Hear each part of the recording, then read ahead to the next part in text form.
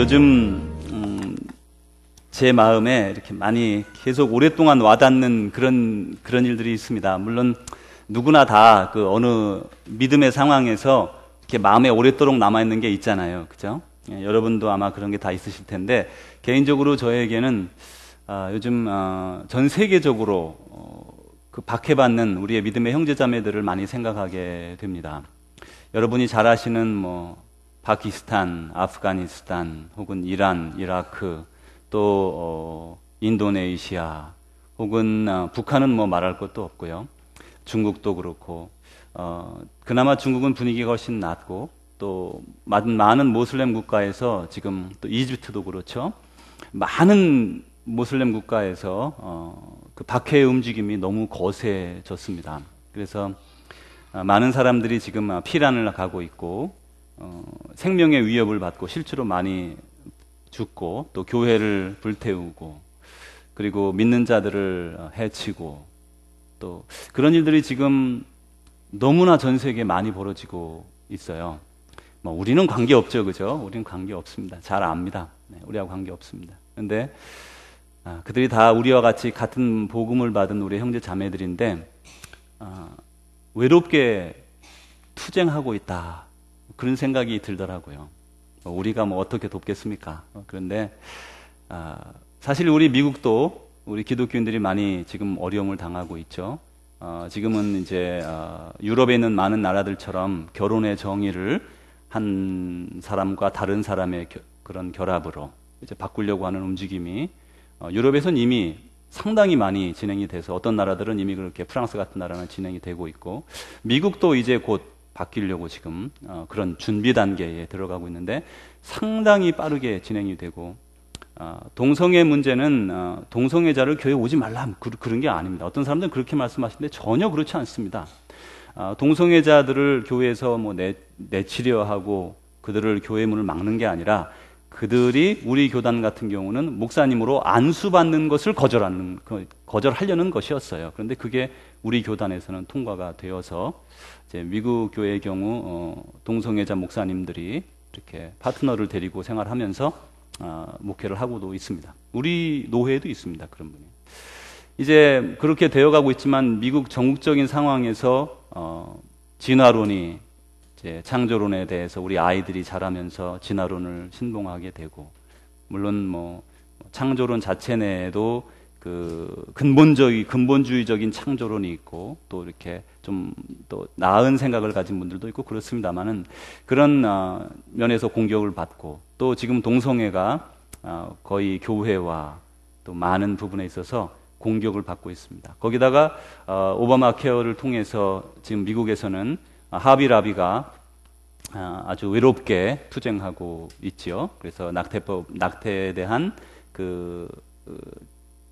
보험료를 지불을 해라, 이렇게 정부에서 요구를 했는데, 다른 데는 다 따르고 있습니다만은 하비 라비가 그것을 거부하고 내주지 않고 지금 큰 벌금을 맞고, 이제 아마 그 외로운 투쟁 중에 어쩌면 문을 닫을 수도 있고 어쩌면 살아날 수도 있습니다. 지금 그렇게 전 세계가 우리는 그냥 편안하게 믿음 생활하고 있는 것 같은데, 인식하든 안 하든 간에 방향이 지금 상당히 우리의 기도를 요청하고 있고, 우리가 깨어 있어야 할 때라는 걸 말해주고 있습니다. 여러분 간혹 그런 생각 해보셨습니까? 만약에 우리 지역이 순교지가 되고 선교지가 되고 그런 믿기가 아주 어려운 상황이 된다면, 여러분이 과연 나는 그 순교를 감당할 수 있을까? 그런 생각을 해보신 적 있습니까? 저는 목사로서 그런 생각을 종종 전에부터 해왔습니다. 과연 나는 지금 저 이란에서 죽어가는, 그리고 이라크에서 혹은 사우디아라비아 그 주변에 많은 그런 나라에서 죽어가고 있는 우리의 믿음의 형제자매들의 그 피를 보면서 나는 과연 그런 자리에 나를 세울 수 있을까? 그런 질문을 저에게 많이 합니다. 그런데 그럴 때마다 여러분도 마찬가지겠지만 제가 다시 용기를 내보고 힘을 내봅니다. 근데 여러분에게 그런 질문을 한다면, 그 순교한다는 게 그게 말처럼 그런 게 아니잖아요. 그냥 살살 편안하게 죽이는 것도 아니에요. 고통스러운 방법으로 사람을 고문하며 해치죠. 그런 걸 감당할 수 있을까? 그런 두려움이 있게 됩니다. 사랑하는 성도 여러분, 우리는 오늘 지금 우리 시대에 그래도 나름대로 편안한 믿음 생활을 이제까지 해왔고, 앞으로도 한 어렵지만 동성애와 싸우고 결혼관계 이런 문제 싸우고 하면서 한 20, 30년은 잘하면 버텨갈 수 있는데, 이제 그거 넘어가면서 우리의 믿음 생활도 상당히 험악해질 겁니다. 투쟁의 삶으로 우리도 곧 들어가게 될 겁니다. 그런데 아직까지는 안 그렇죠. 근데 지금 믿음 생활 속에서 외롭게 투쟁하는 그런 많은 나라들 속에서 우리가 어떻게 도울까, 어떻게 그들과 함께 할까에 대해서 한번 좀 생각을 해 보아야 되고, 또 실제로 그들을 위해, 얼굴 모르는 우리의 형제자매를 위해 우리는 기도해야 될 때입니다. 오늘 말씀이 바로 그런 그 순교자들, 그리고 어떻게 우리가 살아가야 될 것인가, 그 믿음의 도전 앞에서 우리는 어떻게 살아갈 것인가에 대해서 말씀을 주고 있습니다. 예수님께서 부활하셨습니다. 그래서 사람들이 막 이제 그런 기쁨의 소식이 막 나타나고 있었어요. 예수님이 부활하자 그 제자들에게 나타나셨고, 제자들이 또 다른 사람들에게 전달해서 예루살렘 동네가 막 그냥 기쁨의 소식으로 가득 찼어요. 그것이 예루살렘을 넘어서 사마리아, 그리고 갈릴리, 그리고 단과 부엘세바, 이스라엘 저 끝단까지 다 퍼져나가기 시작했습니다. 그런데 그 기쁨의 좋은 소식과 함께 따라가는 소식이 있었는데, 바로 그 무덤을 지켰던 그 산헤드린 공의회의 병정들의 소문이었습니다. 그들은 그날 밤에 예수님의 시체를 그 무덤에 넣어놓고 무덤을 지키던 병정들이었어요. 그런데 그 밤에 갑자기 하늘로부터 천사가 내려오더니 그 돌문을 열고 빛이 나면서 막 천사가 나타나는 그런 광경을 이들이 목격하게 됩니다. 그리고 두려워가지고 땅에 엎드려서 막 다 죽었다 생각하고 혼비백산하고 있다가 이제 이들이 막 쏜살같이 도망쳐서 대제사장들에게 왔습니다. 그리고 보고합니다. 아니, 이런 일이 있었습니다. 그러자 대제사장들이 장로들을 모아 논의합니다. 자, 우리가 어떻게 하면 좋을까? 그러다가 고안해낸 것이, 그래, 이 병사들이 잘 때에 그들이 와서 예수의 십자가를 훔쳐갔다고 하자. 그리고 거짓 소문을 낸다고 하자. 이렇게 결정을 내리고는 그 부하들에게, 장병들에게 그렇게 말하라고 하고 돈을 주어서 이제 시켰습니다. 그래서 예수님의 좋은 부활의 소식이 막 퍼져나가는 가운데 그와 따라가는 다른 그 소문이 있었는데, 그건 거짓말이야. 그 장병들 얘기가 말이야, 지킨 사람들 얘기 말로는, 거기 다 그 거짓말이래. 다 시체를 훔쳐갔대. 이런 소문이 막 섞여서 막 전국으로 막 퍼져나가고 있었어요. 어쨌든 믿음의 제자들에게는 그것은 매우 좋은 기쁨의 소식이었습니다. 그리고 실제로 예수님은 사람들에게 여러 번 나타났어요. 그런데 이렇게 좋은 기쁨의 소식을 받고 있던 많은 사람들 중에 매우 슬퍼했던, 너무 통탄해하고 속상해했던 사람이 있었는데, 그는 바로 예수님의 수제자 베드로였습니다. 예수님의 수제자였다면 그걸 기뻐하고 막 좋아했어야 됐는데, 이 베드로는 마음이 지금 착잡해요.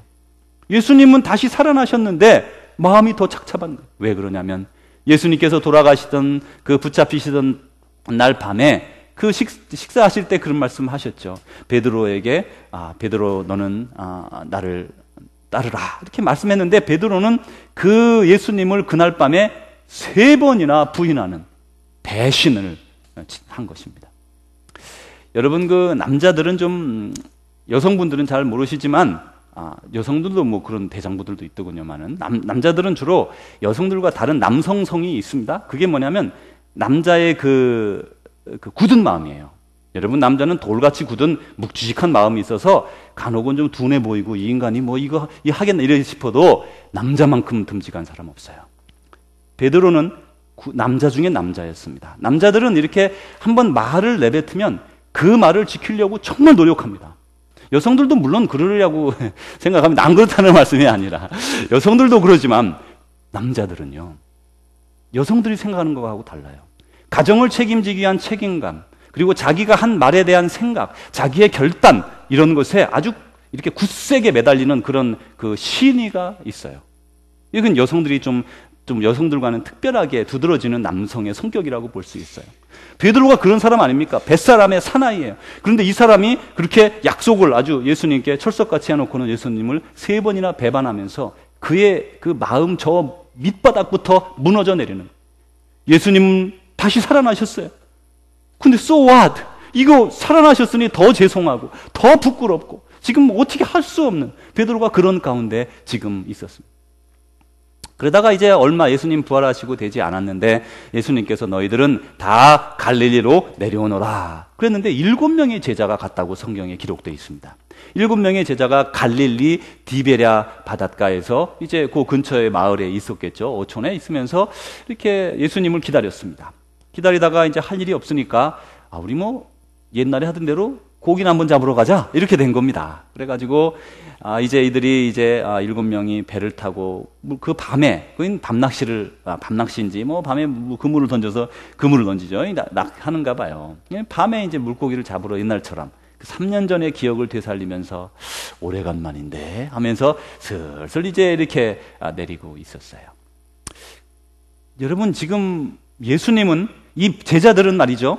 3년 이상 동안 예수님을 따라다녔고 그리고 예수님 돌아가셨다가 부활하셔서 만났습니다. 여러 번 만났어요.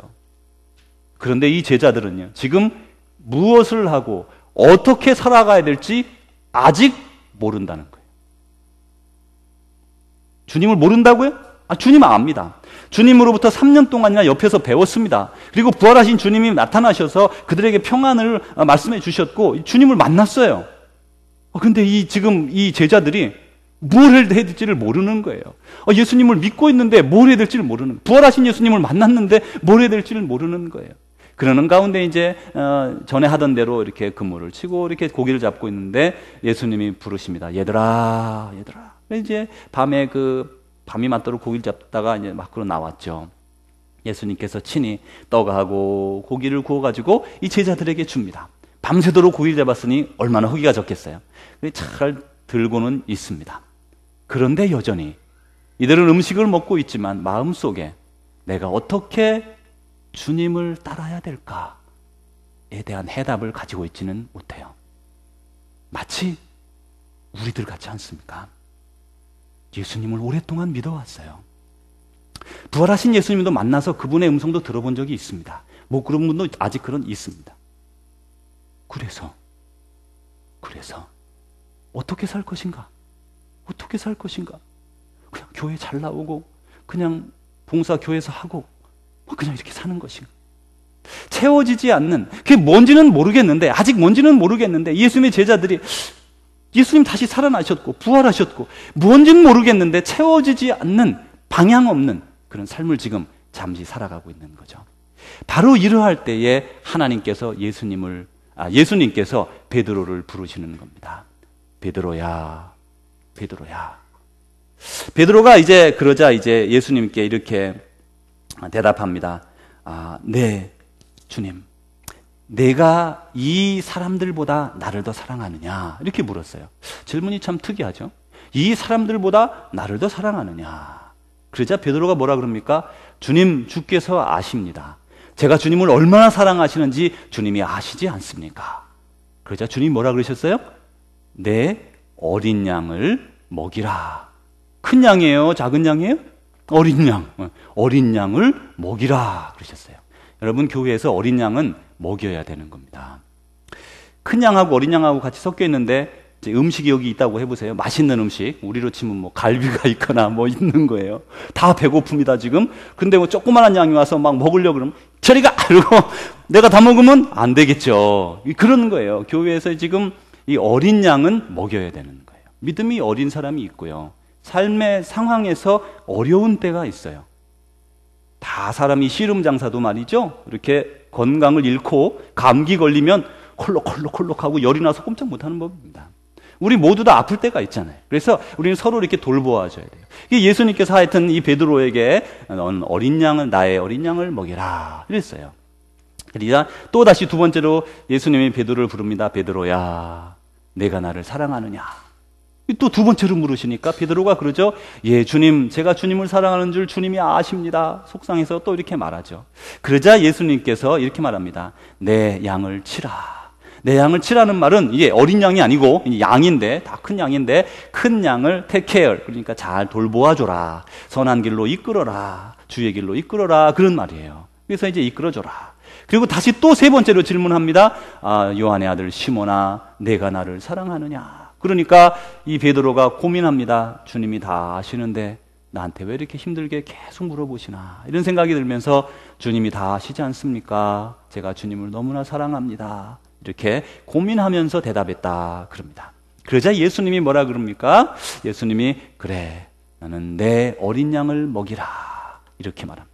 여러분 여기서 보십시오. 이제까지 베드로는 3년 이상 동안이나 예수님을 따라다녔고 부활하신 주님을 만났음에도 불구하고 어느 방향으로 갈지 어떻게 살아야 될지 몰랐는데 예수님이 친히 그에게 목양과 목회를 하라고 말씀해 주는 거예요.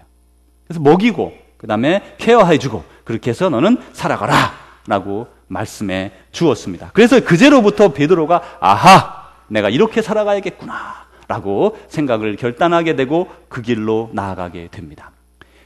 이 베드로가 예수님께서 부활하시고 난 이후에 많은 생각을 하게 되었어요. 사람은 많은 생각을 하게 될 때가 있고 안 할 때가 있습니다. 여러분 일이 바빠 보세요. 생각을 많이 할 수 있습니까? 없습니까? 뭐 생각할 시간 없죠. 막 앞에 거만 막 해야 되죠. 어쩌면 우리가 자칫 정신 차리지 않으면 일생 동안 아무 생각 없이 막 일하다가 세상을 끝내버릴지 몰라요. 누구누구 잠들다 그냥 그렇게 끝나는 거예요. 그런데 그런 인생 가운데 이렇게 자기 자신의 인생의 길에 대해서 생각해 볼 시기가 반드시 필요합니다.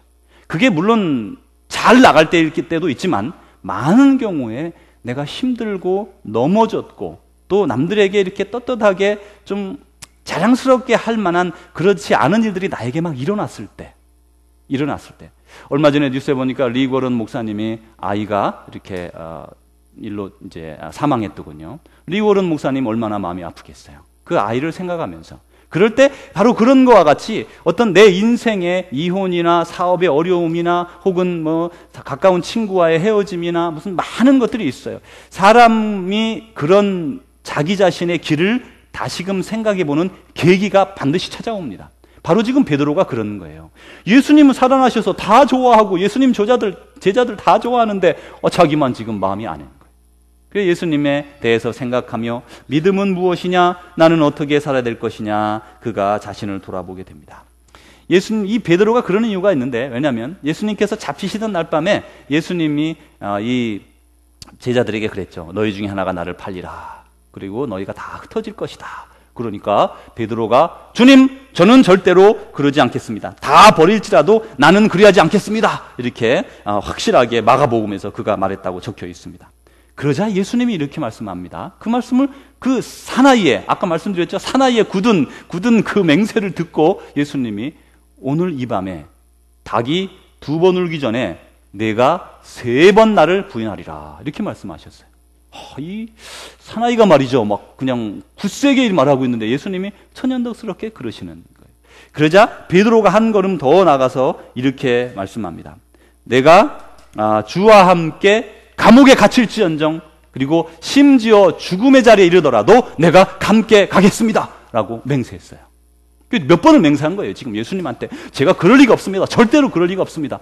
아니 남자가 말이죠. 말로써 이렇게 약속을 했어요. 그러면 지키잖아요. 대부분 남자들 다 그럽니다. 자기가 말한 것은 힘들어도 피곤해도 지키는 겁니다. 지킨다고 생각했는데 베드로가 못 지켰잖아요.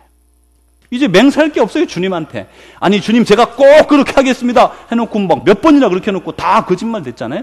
할 말이 없는 거예요. 베드로. 마음만 아픈 거예요. 아유 내가 무슨 말로 지금 하나님한테 주님한테 무슨 말로 해야 뭐 어떻게 약속이 되겠는가? 약속이 안 되는 거예요. 이제는요.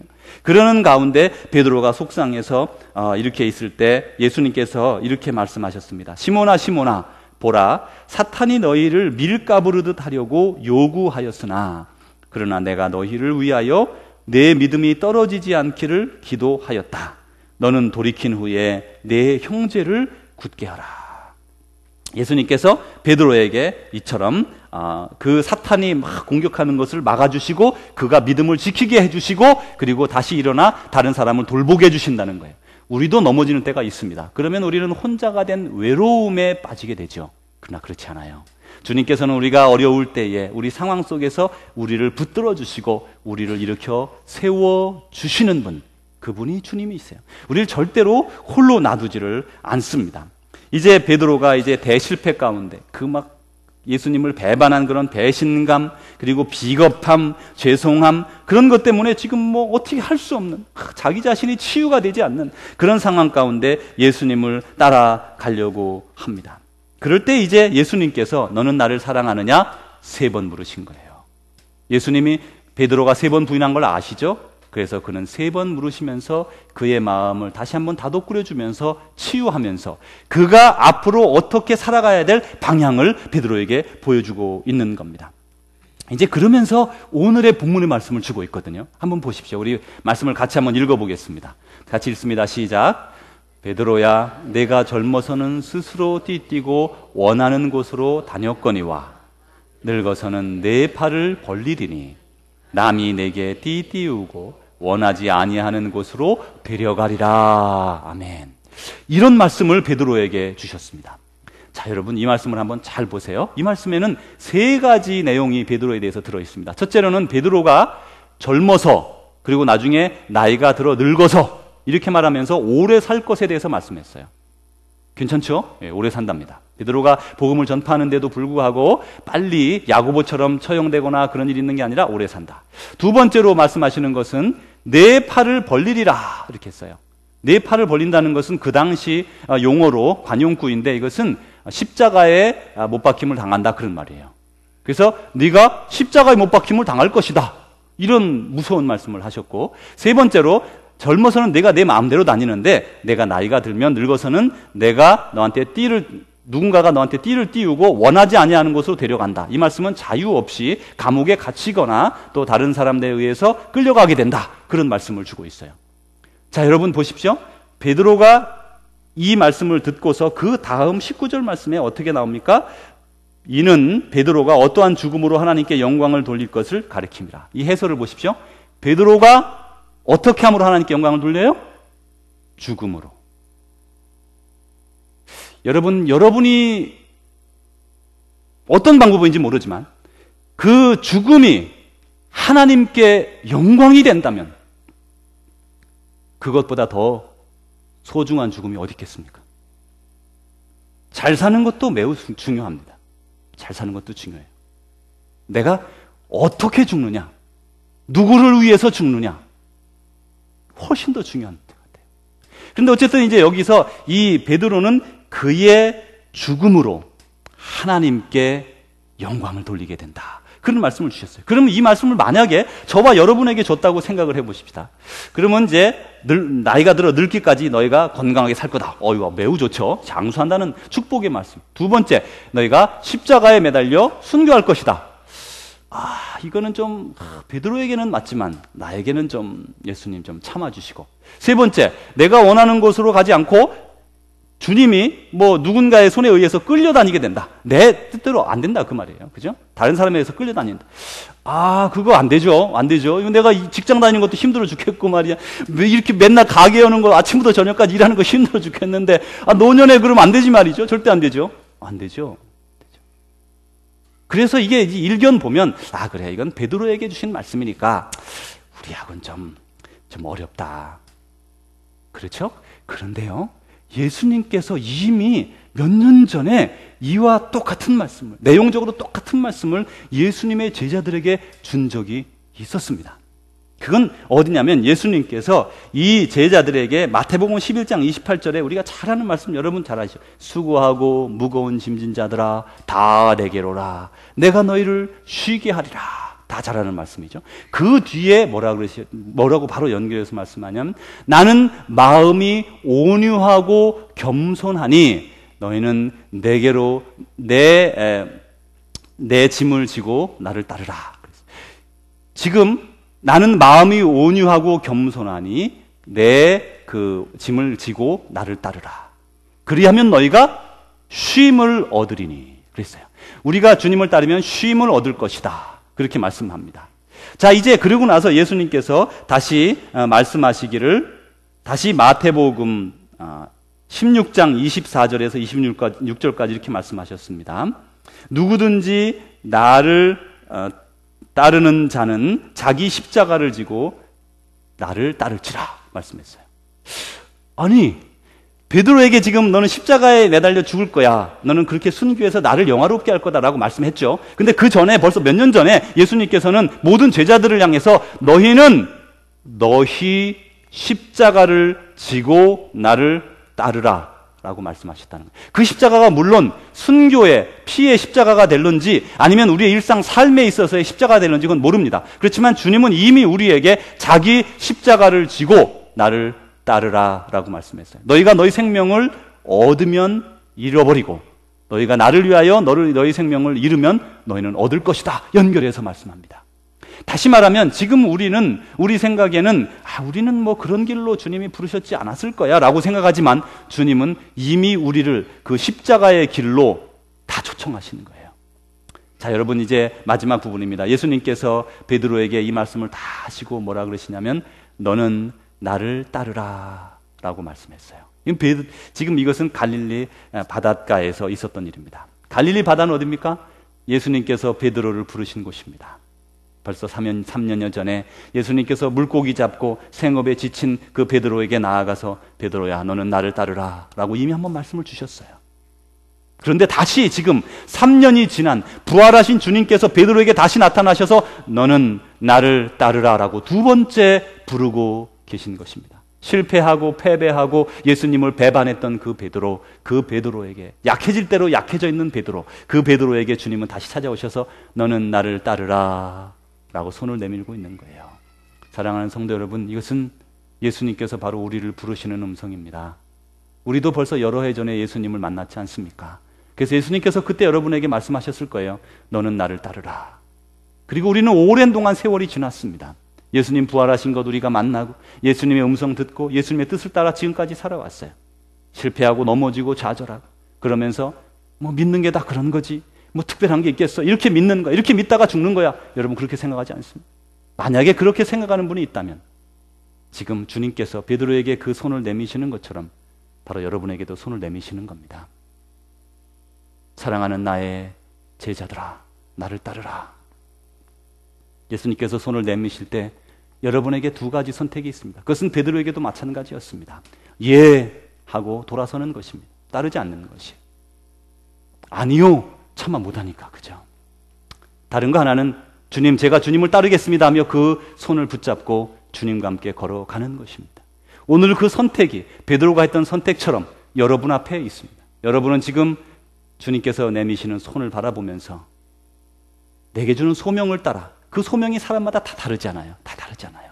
그런데 그 다른 그 소명을 따라 내가 묻어두었고 내가 기억하기조차 싫고 나는 그렇게 살 수 없고 그렇게 헌신할 수 없고 그렇게 다른 사람을 사랑할 수 없고 나는 손해볼 수 없지만 그렇게 생각해 왔던 하나님이 나에게 주신 그 소명들이 있습니다. 소명, 주님께서 다시 그것을 불러내면서 여러분에게 손을 내미시는 거예요. 여러분 앞에 주님께서 손을 내밀었습니다. 그게 무엇인지 저는 모릅니다. 여러분 자신밖에 몰라요. 주님하고 여러분밖에 모를 거예요. 이 시간 여러분이 주님께 예 알겠습니다 그리고 돌아서든지 어제 그랬던 것처럼 아니면 그 손을 붙잡고 주님의 뜻에 따르며 헌신하며 순종하며 나아가든지 오늘 여러분의 결정입니다. 여러분이 비단 오늘 그 주님의 손을 붙들고 주님을 따른다 할지라도 여러분은 이 땅에서 다른 사람들의 칭찬과 명성을 얻지 못할 수도 있습니다. 아무도 모를 수도 있습니다. 그러나 주님은 전혀 여러분의 하는 이것들을 잊어버리지 않습니다. 마지막 주님 앞에 섰을 때에 반드시 주님께서 갚아주리라 약속하셨습니다. 사랑하는 성도 여러분, 오늘 여러분의 결정에 따라 여러분의 미래가 결정될 것입니다. 기도하겠습니다. 하나님 아버지 감사합니다. 우리들 주님께서 내미신 손을 바라보고 있습니다. 그 손을 붙잡고 주님이 부르시는 그 소명의 길로 달려갈 것인가? 그냥 오늘처럼 나 자신을 위해 내 가족을 위해 먹고 살다가 이 세상을 떠나는 그런 인생을 살아갈 것인가? 오늘 이 시간 우리는 결단할 수 있습니다. 주님 다시금 두 번째로 우리에게 나타나셔서 손을 내밀어 주신 베드로에게 나타나셨던 그 모습을 보여주십니다. 이 시간 우리의 마음의 결정에 은혜 더해 주옵소서. 그 손을 잡고 따라가든지 아니면 내가 어제 그저께 했던 것처럼 예 하고 외면하고 돌아서든지 그것은 우리 자신의 결정이 될 것이고 우리 자신은 거기에 합당한 열매를 먹게 될 것입니다.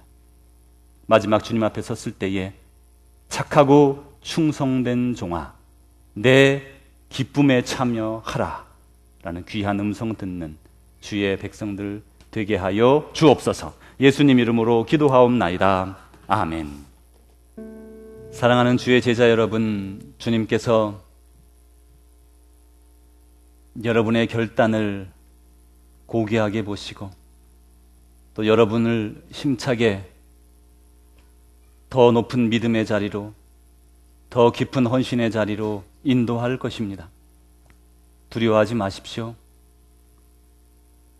그의 짐은 쉽고 가볍고 그의 멍에는 쉽고 가벼워서 우리가 그를 따르기에 문제가 없습니다. 내 힘으로 혼자 살려고 발버둥 쳐도 우리의 인생의 짐의 무게가 너무 무겁습니다. 그러나 주님이 주시는 우리 십자가 지고서 주님이 이루셨던 그 골고다 언덕길의 위대한 일의 부분을 우리의 삶으로 감당하여 하나님을 참으로 기쁘시게 해드리는, 영광스럽게 해드리는 우리의 삶이 되어질 것입니다.